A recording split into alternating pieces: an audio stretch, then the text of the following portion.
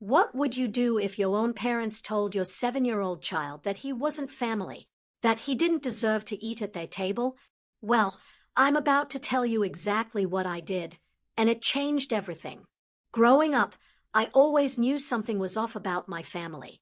My parents never laid a hand on me, never threw me out on the streets, but they had other ways of making me feel worthless.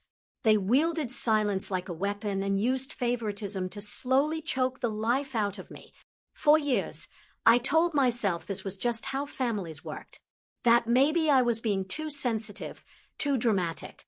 But then I had my son, Jake. The moment I held him in my arms, everything became crystal clear. I started seeing my childhood through different eyes. The way my mother manipulated with guilt trips.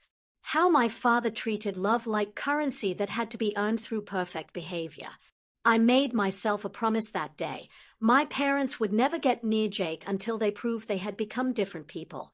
For 3 long years, I kept them at arm's length.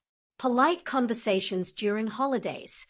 Quick phone calls that never went deeper than surface level.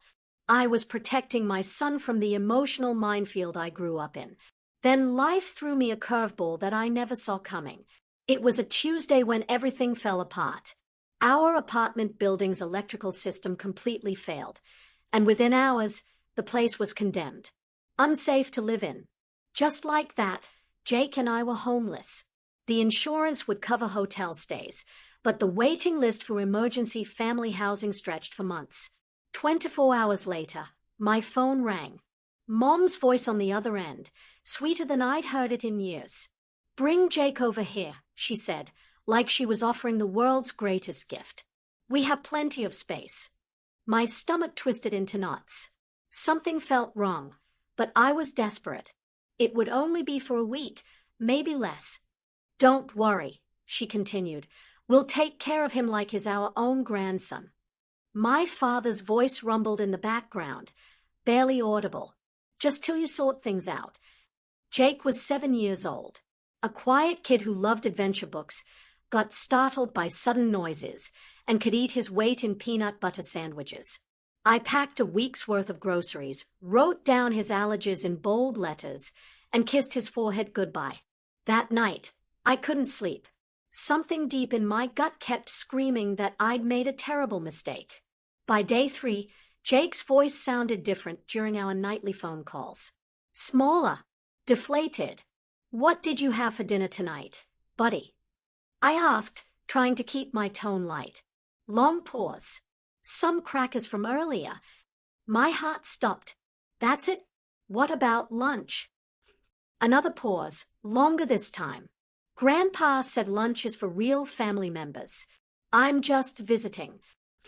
The phone slipped right out of my hand. I drove through the night like a woman possessed. When I pulled into their driveway the next morning, the smell hit me before I even got to the front door. Bacon sizzling. Fresh coffee brewing. The works. I walked into the kitchen and felt my world tilt sideways. There was Jake, sitting alone at the far end of their dining table. Empty plate in front of him. Meanwhile, my father was demolishing a mountain of pancakes, and my mother sat there sipping her coffee, flipping through some magazine like it was just another peaceful morning. "Where's his breakfast?" I asked, my voice barely steady. My mother didn't even glance up from her magazine. "He already ate." "No, I didn't," Jake whispered, staring down at his empty plate. My father let out this dismissive snort. "Kid had some crackers yesterday. He's not going to waste away." Looking at my son in that moment, pale, exhausted, shrinking into himself like he was trying to become invisible, something inside me snapped. "Why would you tell him he's not family?" I asked my mother. She actually rolled her eyes. "Because he's not. He's your child. We never agreed to this whole arrangement." "He's 7 years old," I said, my voice starting to crack. "You think starving a child is acceptable behavior?" My father stood up from the table. "Nobody's starving anybody, but he's not entitled to anything here. Not like Sarah's kids when they visit." And there it was. Sarah, my sister, the golden child who could do no wrong. Her children had their own bedrooms in this house, complete with toys and decorations. Meanwhile, my son was being treated like an unwanted stray dog. I didn't yell. I didn't argue. I walked over to Jake, scooped him up in my arms, and said quietly, "We're leaving right now." My mother called after us as we headed for the door. "You're seriously causing drama over some snacks." I never turned around. I never said goodbye. And I swore I would never set foot in that house again. First stop was the local diner. Jake could barely finish half his pancakes because his stomach had shrunk from not eating. That broke my heart more than anything else that had happened. Back at the hotel that night, he wouldn't talk about what happened. Every time I brought it up, he'd shake his head and go quiet. How do you explain to a 7-year-old that some people only love the idea of being grandparents, not the actual work it requires? That night, after Jake fell asleep, I sat at the little hotel desk and made a list. What did my parents care about most? Sarah's approval, their reputation in the community, their precious antique collection, and my silence. My silence. That's what had given them power over me for my entire life. And I was about to take that power away. I started having conversations. Not angry rants on social media or anything dramatic like that. Just honest, quiet conversations with people who mattered. My Aunt Linda, who always wondered why we never showed up to family gatherings. My cousin Dave, who thought my parents were saints. Even Sarah, who had no clue what had really happened. I didn't exaggerate. I didn't add dramatic details. I just told the truth, plain and simple. They didn't feed Jake for 2 days. They told a 7-year-old he wasn't family. Every single person went silent when they heard that. Then something beautiful started happening. Sarah canceled her kid's next visit. Aunt Linda mentioned it to her book club friends. Cousin Dave invited Jake over to play with his children instead. And suddenly, all those dinner invitations my parents used to get, they just stopped coming. 3 days later, my phone rang. My mother's voice was shaking. "Why is everyone ignoring us? What did you tell people?" I didn't answer. My father left a voicemail that same evening. "You're destroying our reputation over what? Some crackers." I listened to that voicemail twice, then deleted it. They were starving now. Not for food, but for attention, for admiration, for the illusion that they were good people. And honestly, I wasn't finished yet. The thing about cutting someone off isn't just about removing yourself from their life. It's about removing all the comfort they used to feast on, all the control they used to have, all the validation they once took for granted. My parents were experiencing real hunger for the first time in their lives, and they had no idea the worst part was still coming. The phone calls started coming in waves, dozens of them, then handwritten letters, then voicemails that bounced between threats and fake concern. Mom left one that said, "You're punishing us over a simple misunderstanding. This isn't healthy for anyone." Dad followed up with, "If you're going to trash our reputation, at least give us a chance to tell our side of the story." They sighed. They told a 7-year-old child he wasn't family, then didn't feed him for 2 days. There is no other side to that story. They tried to paint me as unstable, overly sensitive, a troublemaker. The same labels they'd been sticking on me since childhood. But this time, it wasn't working. People weren't buying their version anymore. Not after I'd calmly told the truth to the exact people whose approval they desperately craved. I could have stopped there. But then I remembered something from when I was 15.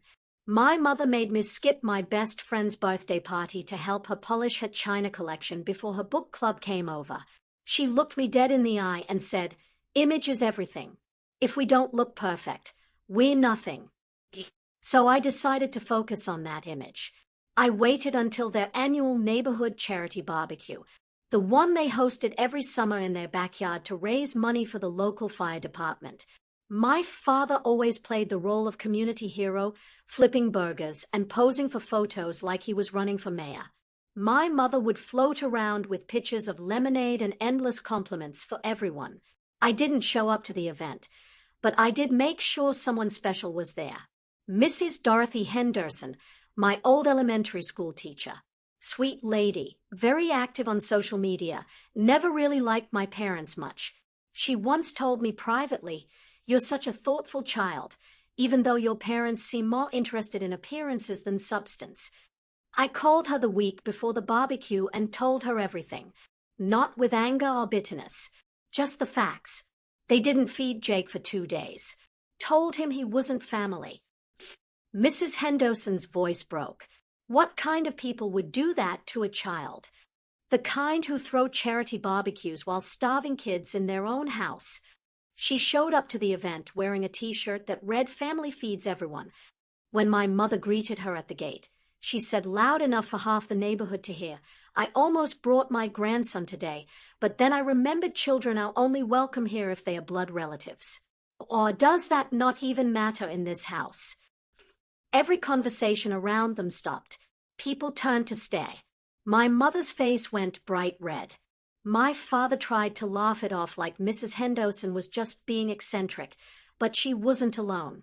2 other neighbors, people I'd spoken to earlier that week, brought it up again during the speeches. Casually, but loud enough for everyone to hear. I didn't have to destroy them. I just had to let people see who they really were. They scrambled to do damage control. My father called me, his voice shaking for the first time I could remember. "Why are you turning people against us? We're your parents, for God's sake." "No," I said calmly. "You're Sarah's parents. You made that very clear." My mother left one final voicemail that week. She didn't yell this time. She cried. "I made a mistake. I didn't think word would spread like this. I didn't know people would stop including us." It wasn't an apology. It was grief. She was mourning the version of herself that she could no longer sell to other people. That's when I realized they weren't sorry for what they'd done to Jake. They were sorry that people finally saw their true colors. But there was still one more thing I needed to address. The thing they treasured most in this world. Not Sarah. Not each other. It was their house. That pristine colonial home my father inherited from his grandfather. Perfect lawn, brick chimney, prize-winning rose garden arranged in geometric patterns. It wasn't just property to them. It was their identity, their legacy, proof that they'd accomplished something meaningful in life.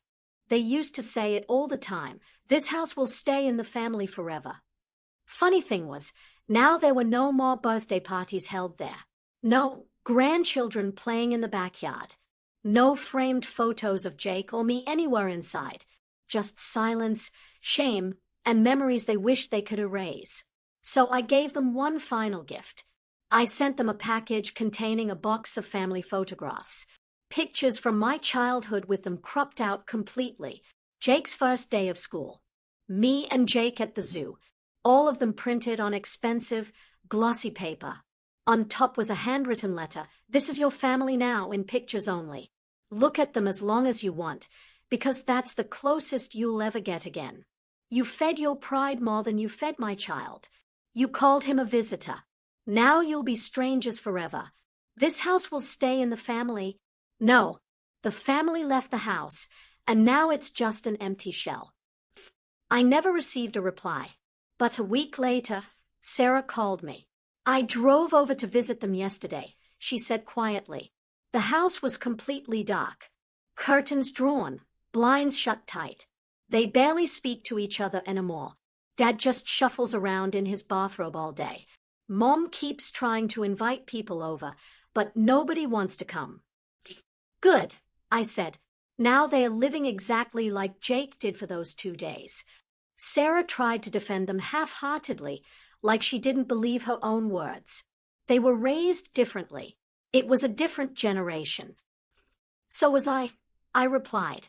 "But I don't starve children and call it discipline." Sarah never brought it up again. Months passed.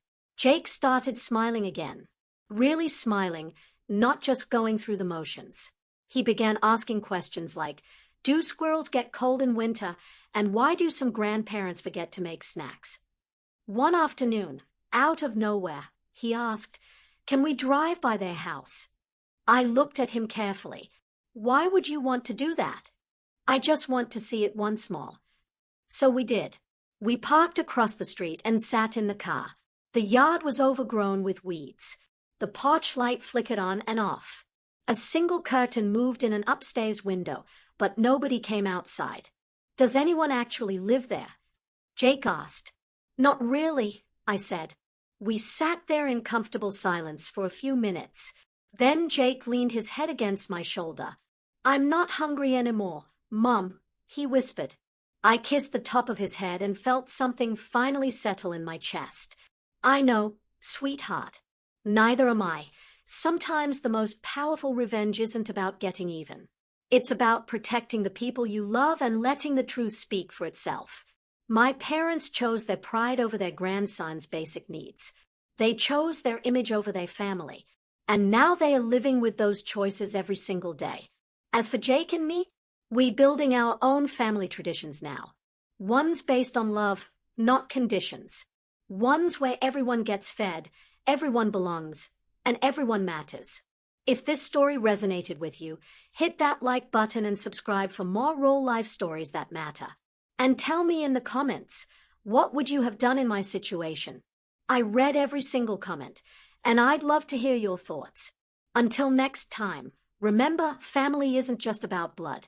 It's about who shows up when it matters most.